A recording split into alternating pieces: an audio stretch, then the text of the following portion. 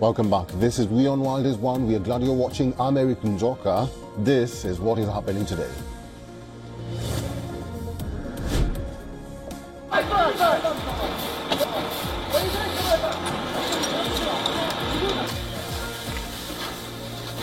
Russia intensifies its military campaign in Ukraine, claims to have captured a village in Sumy region after mounting a cross-border offensive while battling Ukrainian troops in its Kursk region.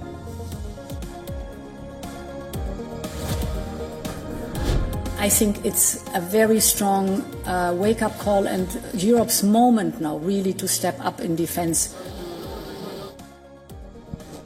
European Union Chief Ursula von der Leyen asserts it's high time for Europe to step up defense as decades-old certainties are crumbling, says extraordinary times call for extraordinary measures.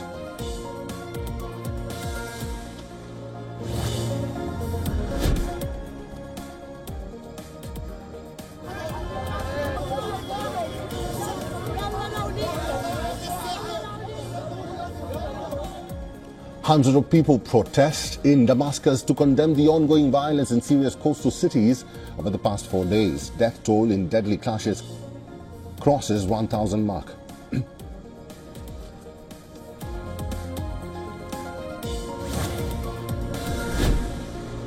The US hostage envoy who held unprecedented direct talks with Hamas says he's confident a deal could be reached within weeks to free all civilians still held by the Iran-backed group.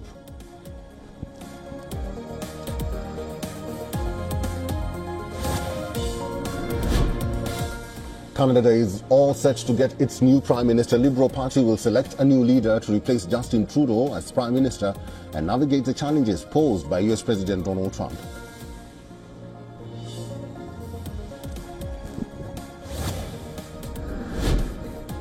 The US Secret Service shoots an armed man near the White House after a confrontation. President Donald Trump was not at the White House at the moment or at the time of the incident.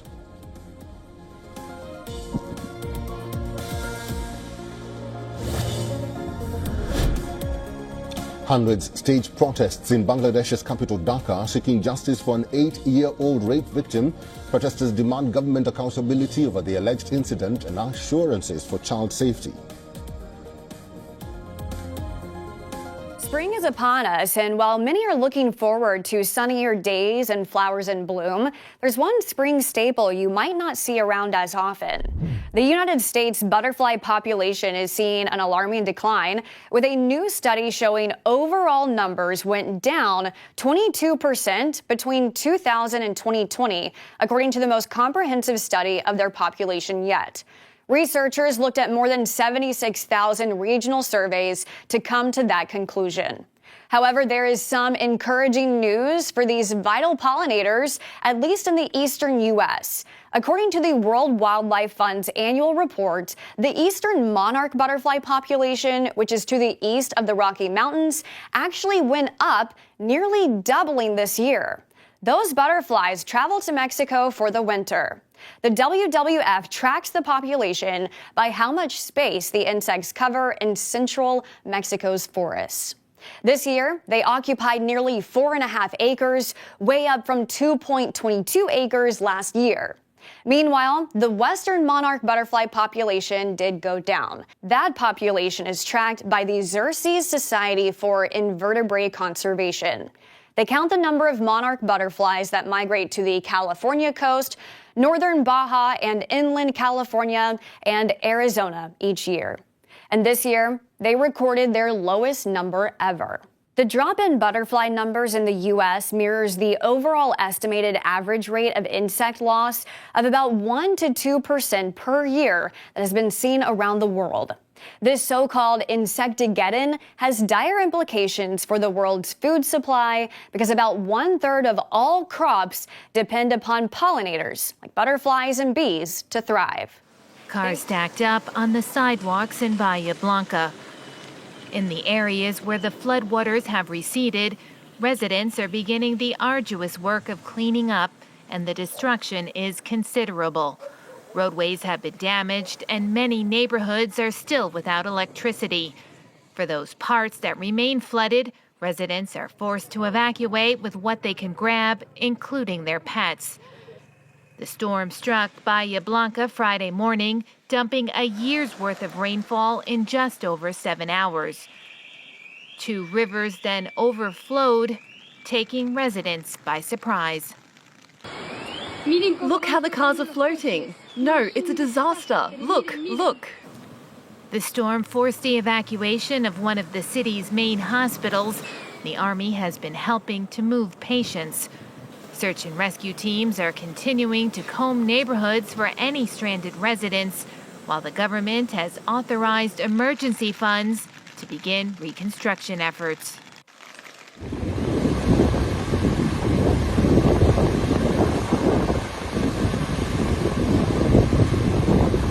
In the past couple of hours, we've certainly seen some heavy rainfall, and as the system continues to come across the coast, there is no doubt that it continues to pack a punch.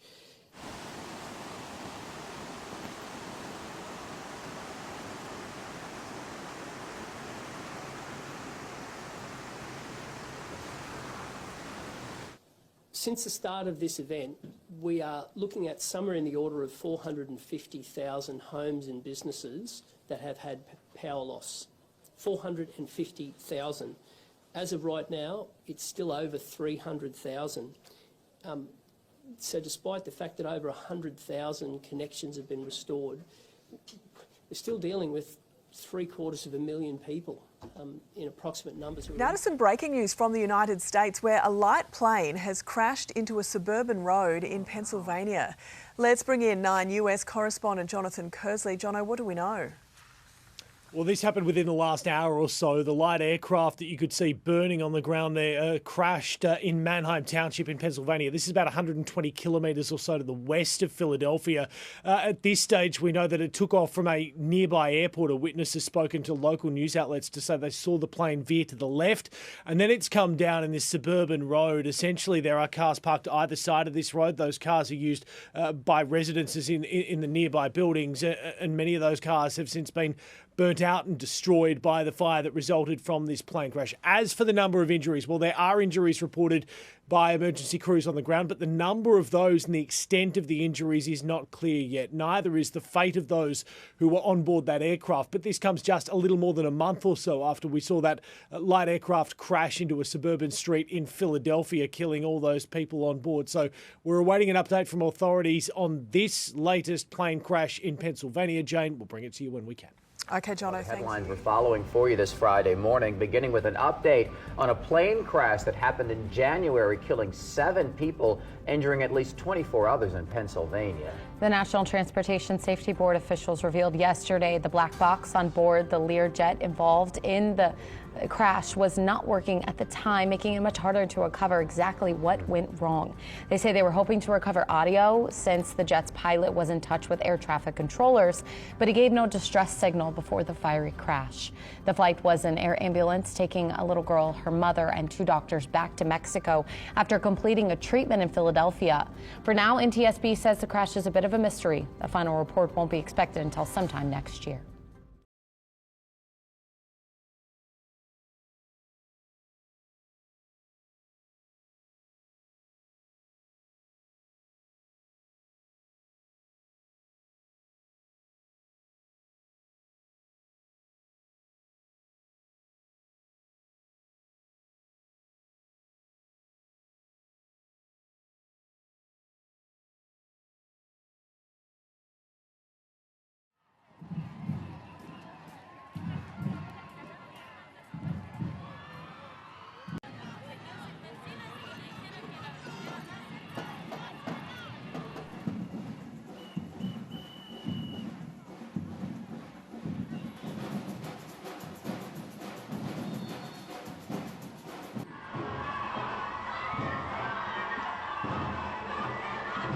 Para nosotras es una reivindicación de todas las luchas que han habido previas, que nos han llevado a este punto, pero también el decir que hay otras cosas que se tienen que poner sobre la mesa.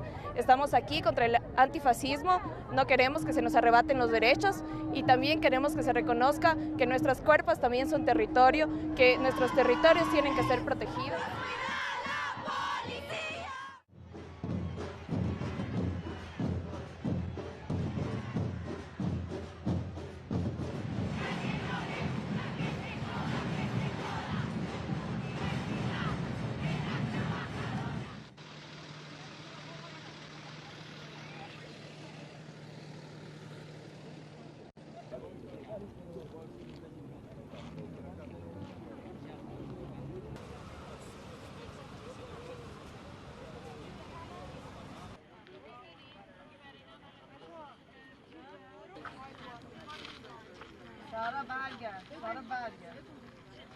Right now, I don't have any information about where I should wait or sleep because all of us suddenly come here, no money, no information, so it's really bad situation.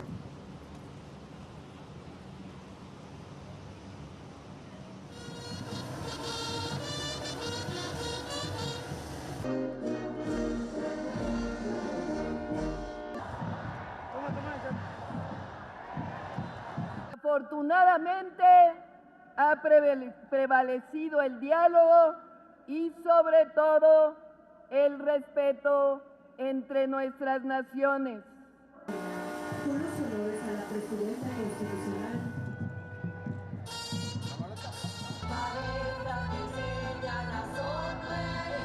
Que realmente él defiende los intereses solo de esos millonarios y que se está jugando porque al final nosotros somos mucho país y la presidenta tiene aquí a su pueblo. Yo creo que el miedo no debe imperar, sino que confiar en ella, en esa capacidad diplomática que tiene. Welcome back. Let's take a look at what's making news overseas now. And we start with breaking news from the Middle East. Israel has announced it's cutting the electricity supply to Gaza, effective immediately. Let's go live to Europe correspondent Jessica Millwood in London. Jess, the move is designed to put pressure on Hamas. Morning, Sarah. That's right. The Energy Minister making this announcement in the past few hours, saying that Israel will use all tools available to it to keep the pressure on Hamas and get the hostages released. We know that phase one of the ceasefire ended last weekend, and in that time Israel has blocked aid into the Strip, and now they will be cutting electricity. Israel supplies electricity to desalination plants in Gaza, so this will have an impact on drinking water. Israel wants to see phase one extended and more hostages released. There are currently 59 still in captivity. Around 24 are presumed to be alive. But Hamas wants discussions on the more difficult phase two to start. And currently they have a delegation in Cairo. So they seem to be at an impasse now with this really precarious ceasefire growing more difficult by the day. Yeah, that's for sure, Jess. Now, Jean-Martin Bauer is from the World Food Programme, and he joins us now to break down why this is such a challenge for the continent and beyond. Jean-Martin, thanks very much for your time. So we've seen that there's been a rise in global prosperity over the last couple of decades, but that's also been accompanied by a rise in food insecurity. One would think that it would be the opposite. Why is this happening? Thanks, Georgia. This is happening for a variety of reasons. Number one is conflict. We have about 135 million people who were food insecure, acutely food insecure before the COVID pandemic. That's now risen to 343 million, quite an increase in just a few years. Number one reason is conflict, but also climate has a role to play as it had in Somalia.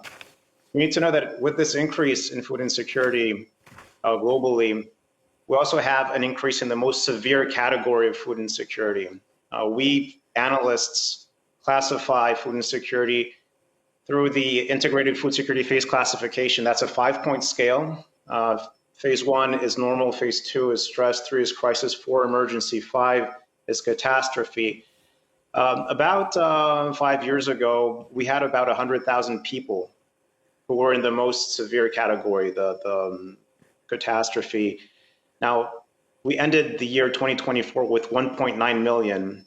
That's because of the conflict in Gaza and in Sudan. So hunger's gotten, it's affecting more people, it's become more severe, and it's also happening at a time of reduced resources for the international community. And the funding gap to meet these higher needs hasn't been greater in a very long time. And you've been working in the sector for 25 years. And I know, at least throughout my lifetime, you've seen these cycles of at least some of these like famine crises hitting the headlines. What do you think needs to change? Or have you seen enough change in the way these crises are tackled? Well, you mentioned the recurrent droughts that Somalia has gone through. Last year, there were 2 rainy seasons in Somalia. Both were well below average, resulting in poor harvests in the south, which is why there's been this alert. Our forecasting shows that the next harvest is itself at risk because there will likely not be enough rain once again. So this is something that happens, unfortunately, again and again in some countries. We've had that case in the Horn of Africa. You mentioned the Sahel. And what we need to do to address this is to prevent and act early.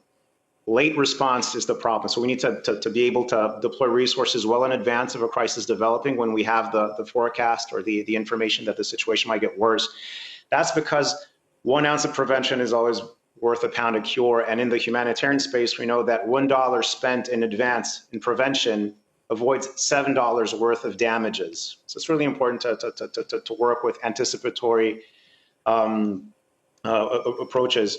Jean-Martin, unfortunately, we're running out of time, but what you've just said here has triggered a question in that, you're talking about prevention and anticipatory responses. Do the communities who are actually on the receiving end of this, do they play a role? Absolutely. The other thing that needs to change, and that's something we've already been working on at the World Food Program, is involving communities to supply the food for the programs in the country. I talked about Somalia. Over there, the World Food Program is working with local farmers to supply the food for the school feeding program. We need to work with local farmers, local businesses. We need to work with cash transfers and the local traders. We need to put cash in the money of the population so that they can go buy the foods that they need on the market, creating economic multipliers and jobs and reviving local economies. These are the things that need to change so that we can build more resilient food economies all over the world. Thank you so much, Jean-Martin Bauer, for breaking that all down for us. Jean-Martin Bauer there from the World Food Programme, talking us through just some of the factors that could perhaps make a longer-term difference in tackling cyclical bouts of food insecurity in parts of the world. The New York congressman is making a call to the White House, asking President Trump to keep Ukrainians in the U.S. as the war with Russia continues to unfold. Republican Mike Lawler is reacting to news reports like this one by Reuters. Different headlines from media outlets say Trump is considering revoking the legal status of 240,000 Ukrainians living in the U.S., many citing White House sources. A senior aide to Lawler told Newsweek the congressman has been working with the White House to encourage them to prevent any negative changes to their status. From the Oval Office on Thursday, Trump told reporters he isn't looking to hurt Ukrainians, but he's considering a decision on their legal status. He acknowledged the differing opinions. Some agree on deportation and others want them to stay. If sent back to Ukraine, thousands would be in the middle of Russia's ongoing invasion, the reason most fled to begin with in 2022. Press Secretary Caroline Leavitt called the Reuters report fake news and says the sources have no idea what they're talking about. Former President Joe Biden implemented the Uniting for Ukraine program, allowing Ukrainians to seek refuge in the U.S. It falls under the Department of Homeland Security's Temporary Protected Status program. Days before leaving office, Biden extended the protections until 2026. Migrants use the program when their country is dangerous to live in, including war or environmental disasters.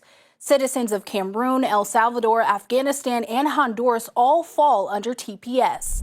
Last month, Homeland Security Secretary Kristi Noem ended extensions for Haitian and Venezuelan nationals, meaning their protection ends in April or August, depending on when they enter the program. Iran is snubbing U.S. President Donald Trump once again. For the second time in 2 weeks, Tehran has rejected negotiations on its nuclear program with the U.S.